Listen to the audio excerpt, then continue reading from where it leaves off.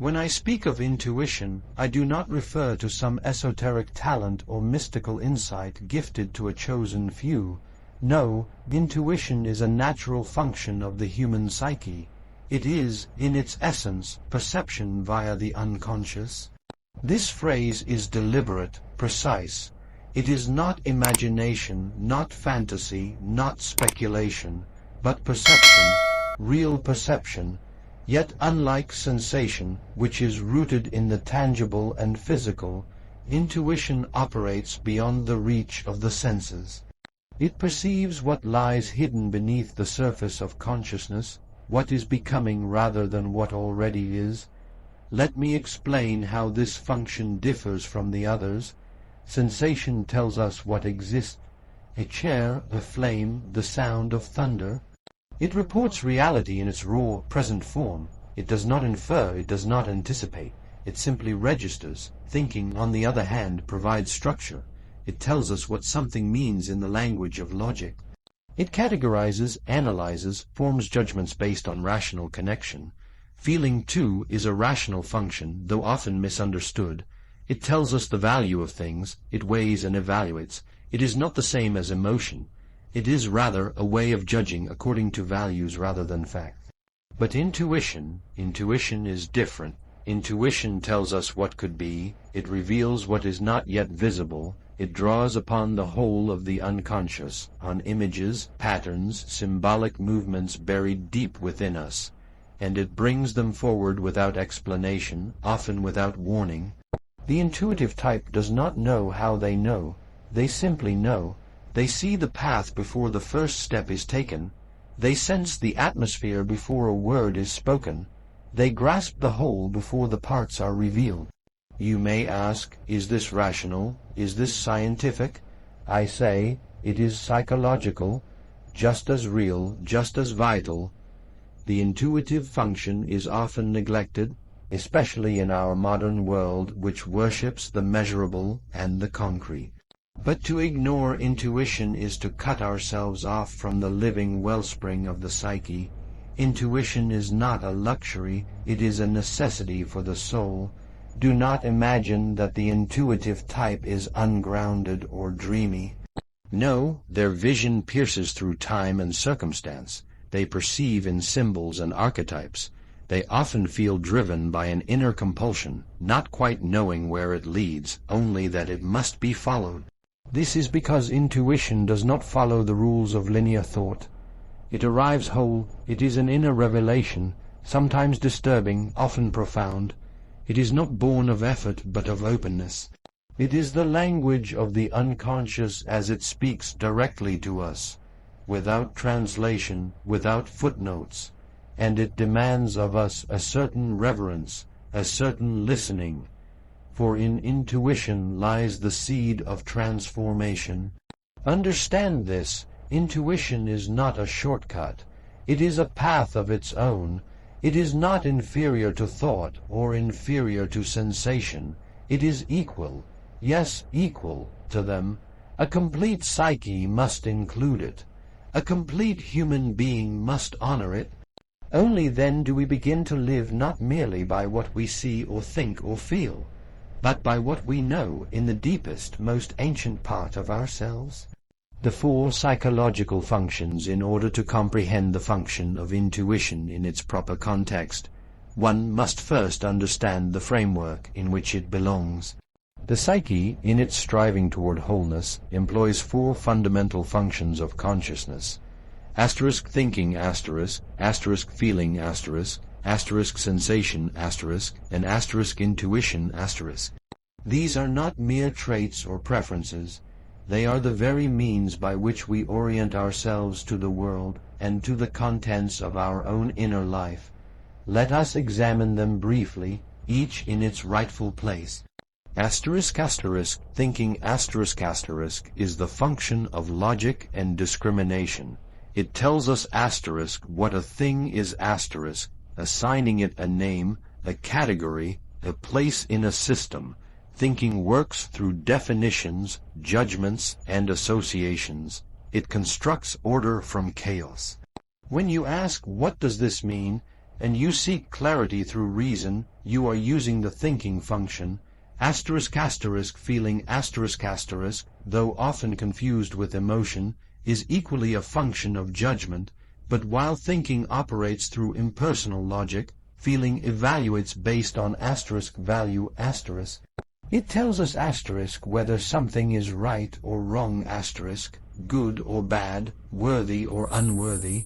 It is not sentimental, nor is it arbitrary.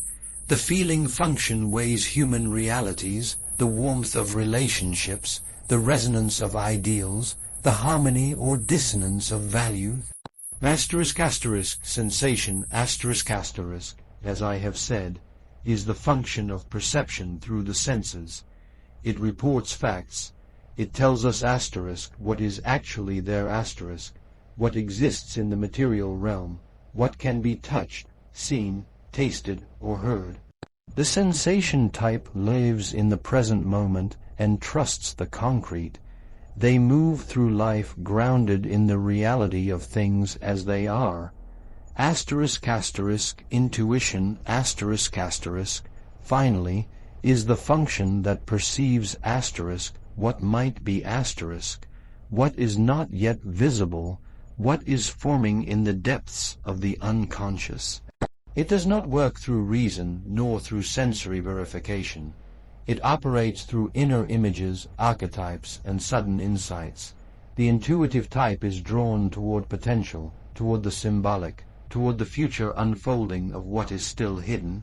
Now, within this structure, we distinguish between two broad categories: the rational or judging functions thinking and feeling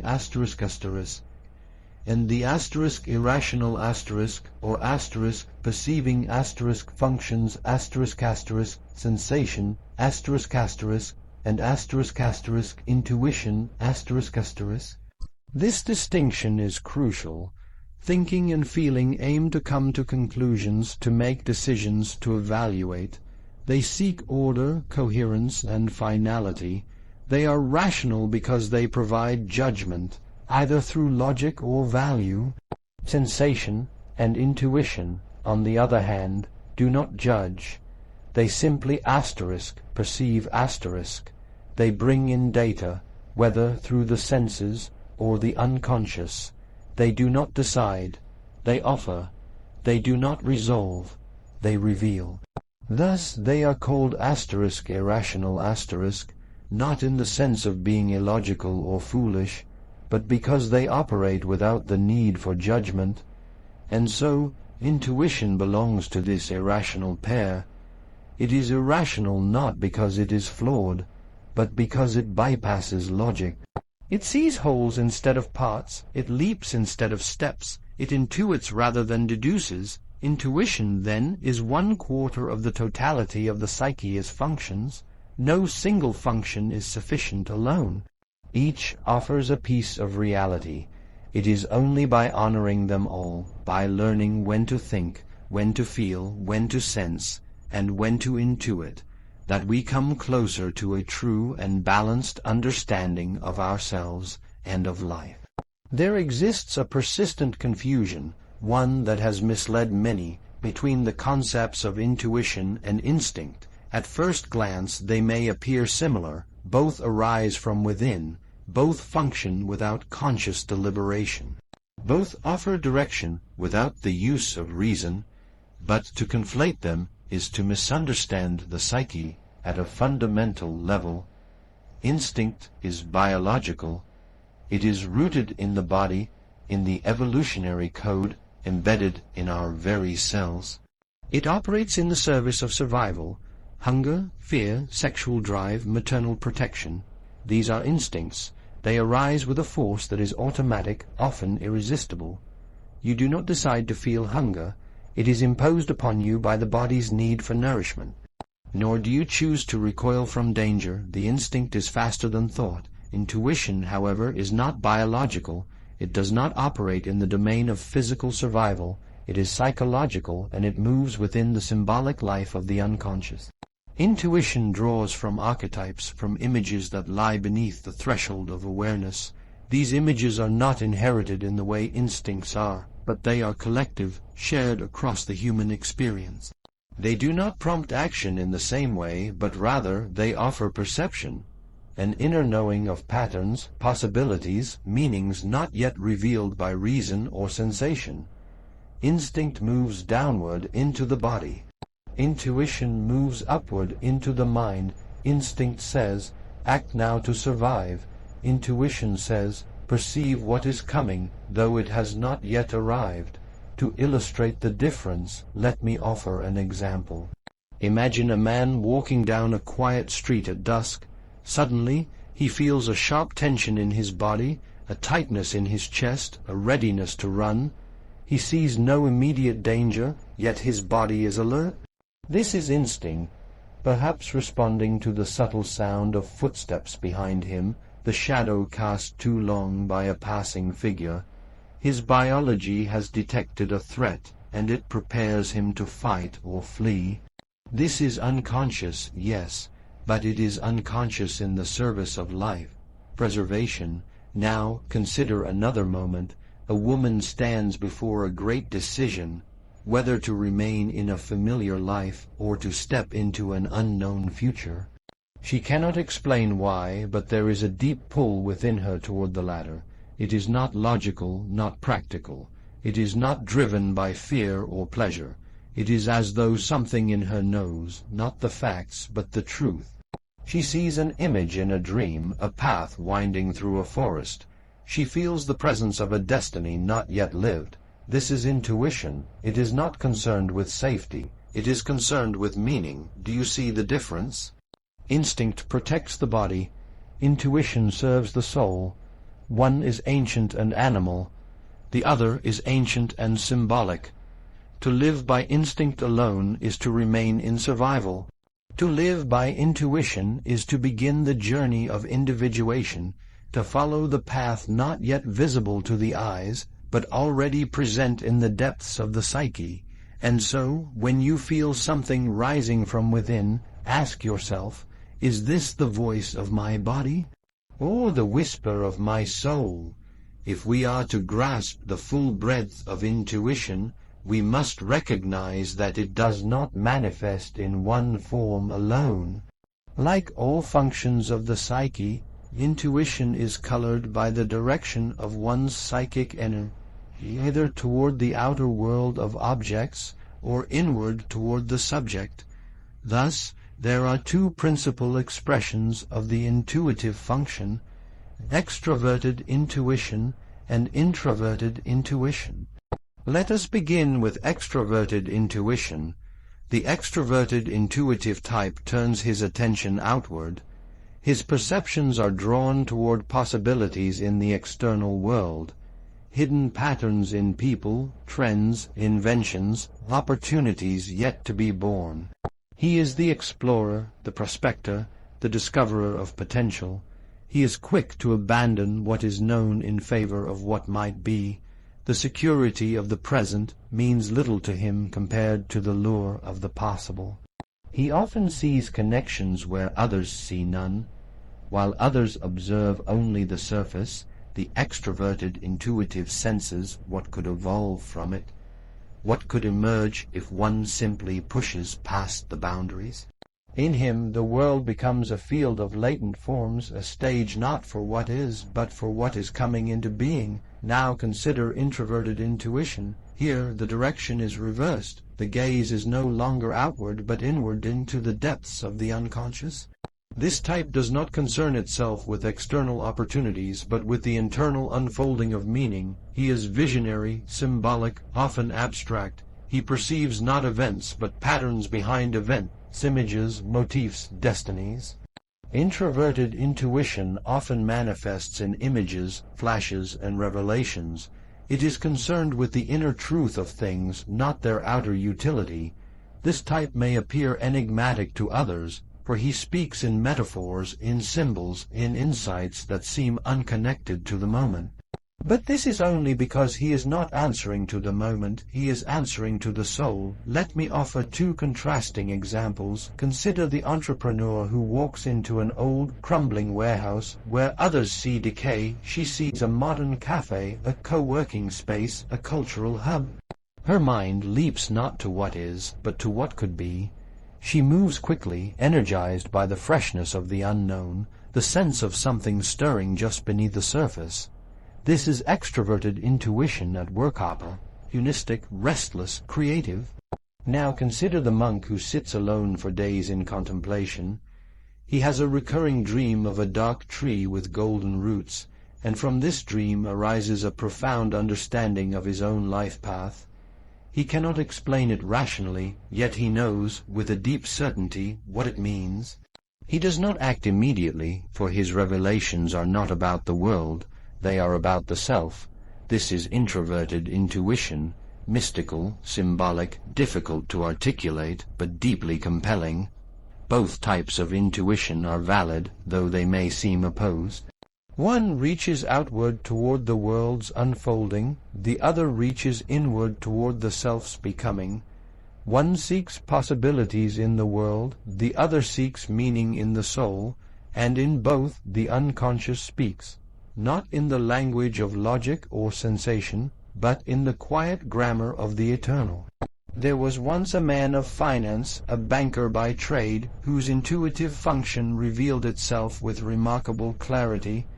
This man was not a mystic nor an academic.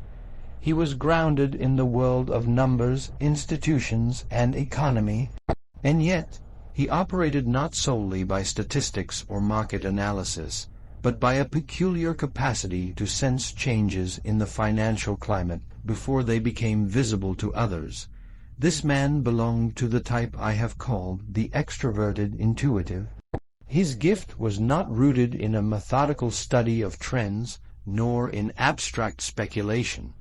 It was, rather, a living awareness of the movement of potential in the outer world.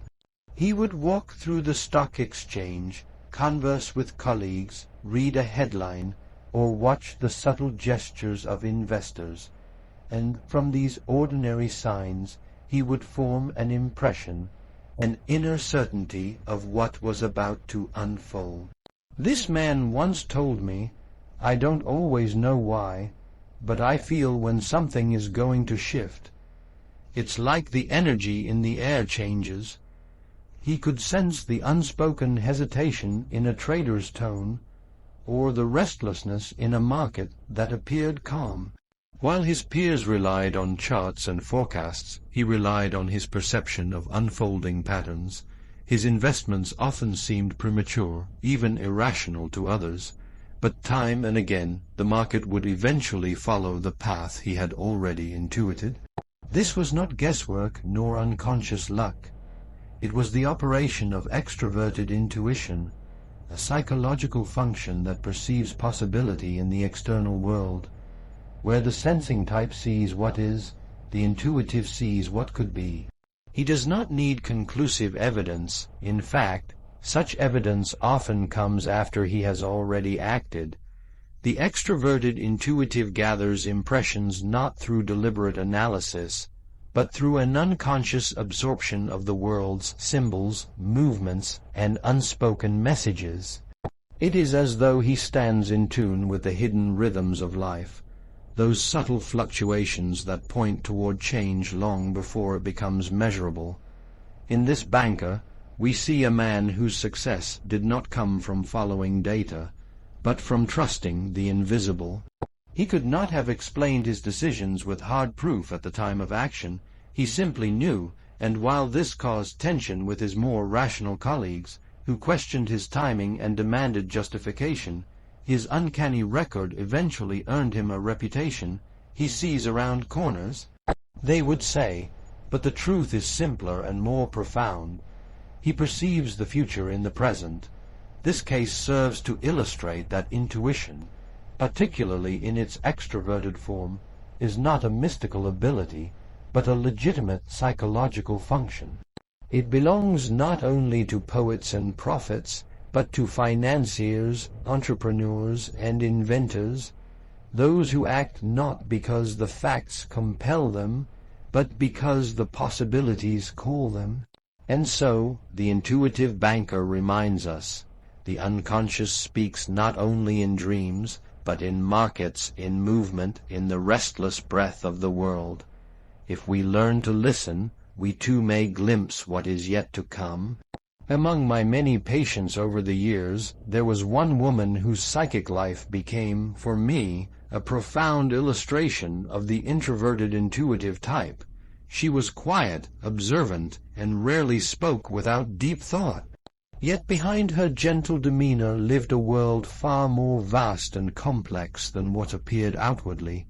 It was a world animated by dreams, symbols, and uncanny foresight, a world of inner vision. She came to me troubled by recurring dreams. These were not nightmares in the ordinary sense, but vivid, symbolic images that haunted her waking thoughts. One such dream, which repeated itself over several weeks, featured a great white owl perched in the hollow of a dead tree. The owl watched her silently as the landscape around it withered and turned to ash, and always the dream would end with her walking toward the owl, only to awaken before she reached it. When she first shared the dream, she had no conscious knowledge of its meaning.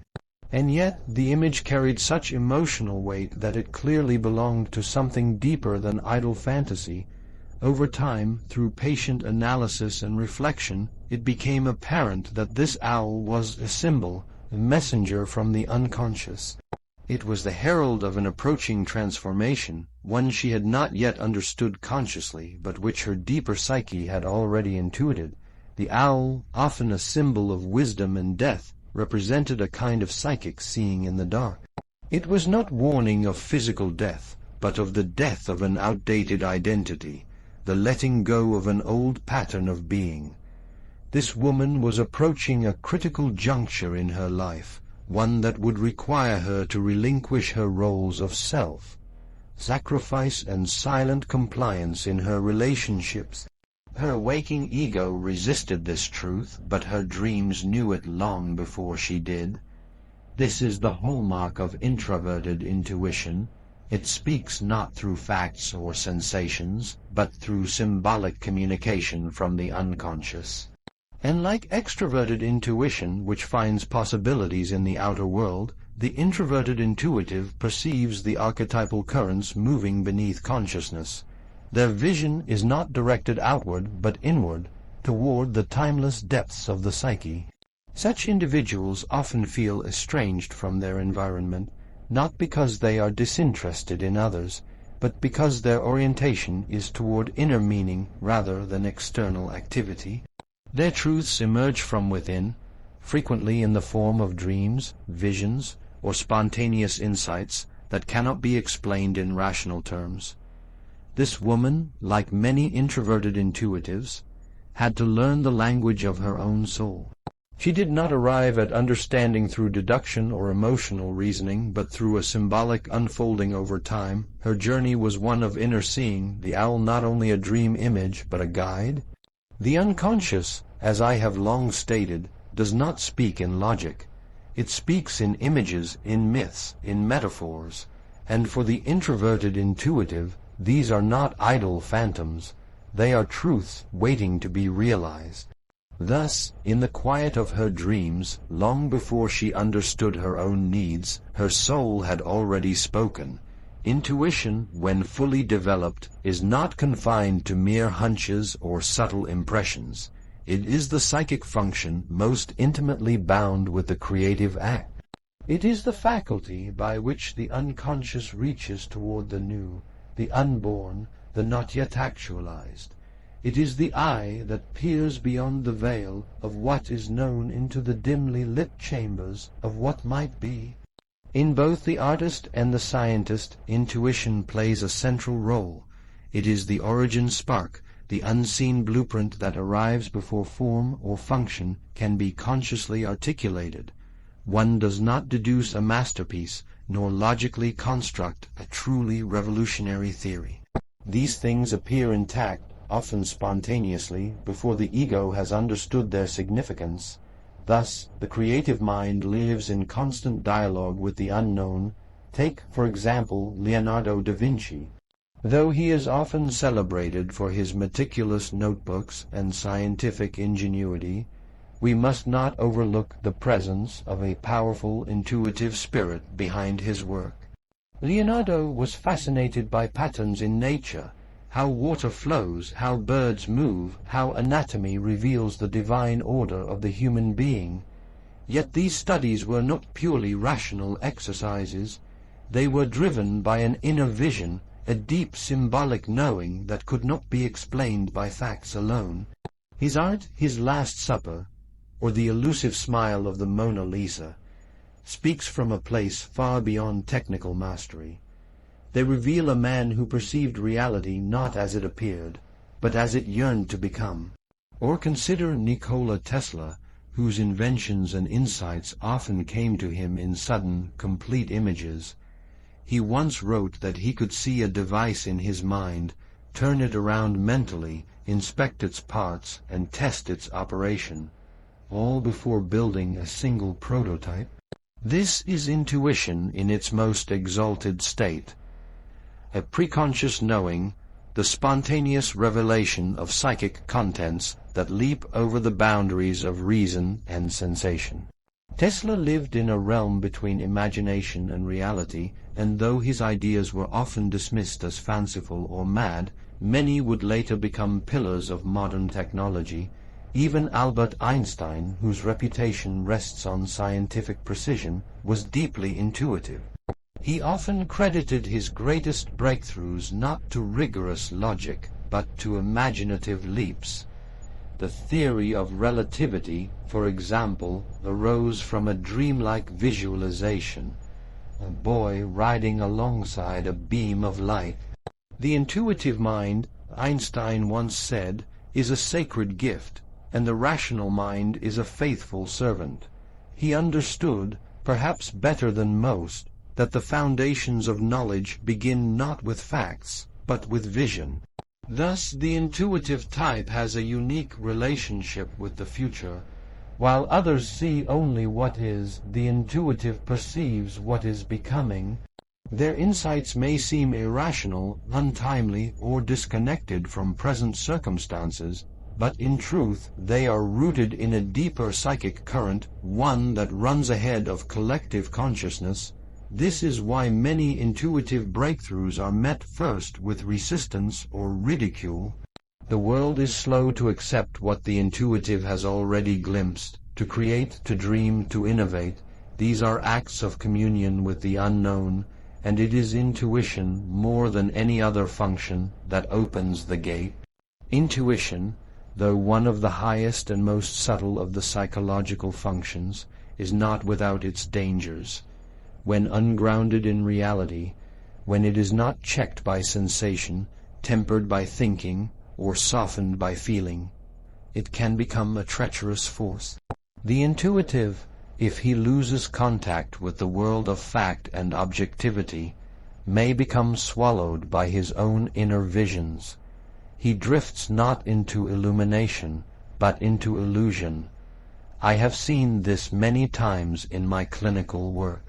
There are individuals, especially those dominated by introverted intuition, who come to believe that every image from the unconscious is a divine message, every dream a prophecy, every impulse a call to action.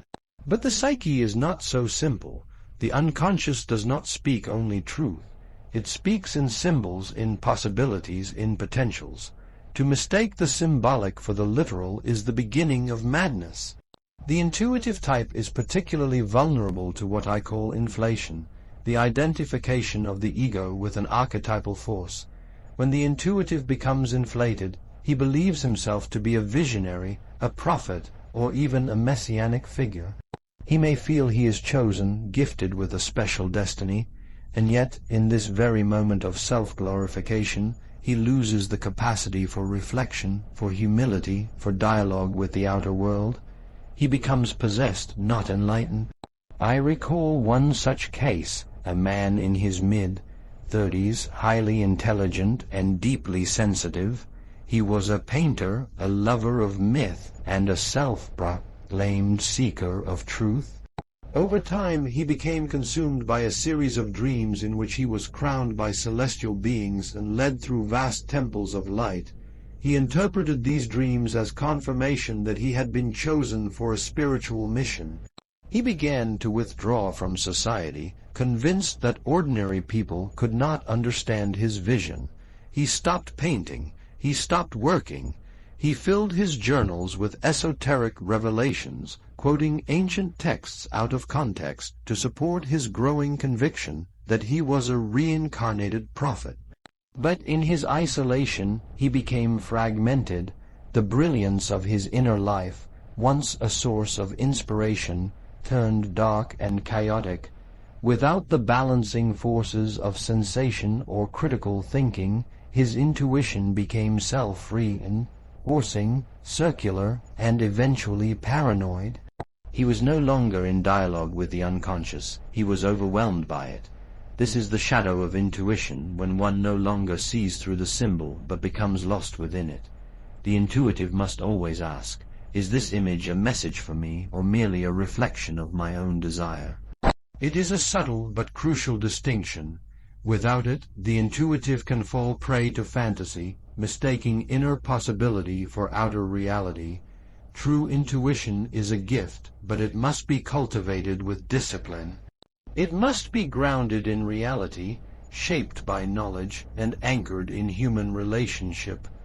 Otherwise, it becomes not a path to wisdom, but a spiral into delusion. For the unconscious is deep and vast, and not every light that flickers in its depths leads to truth.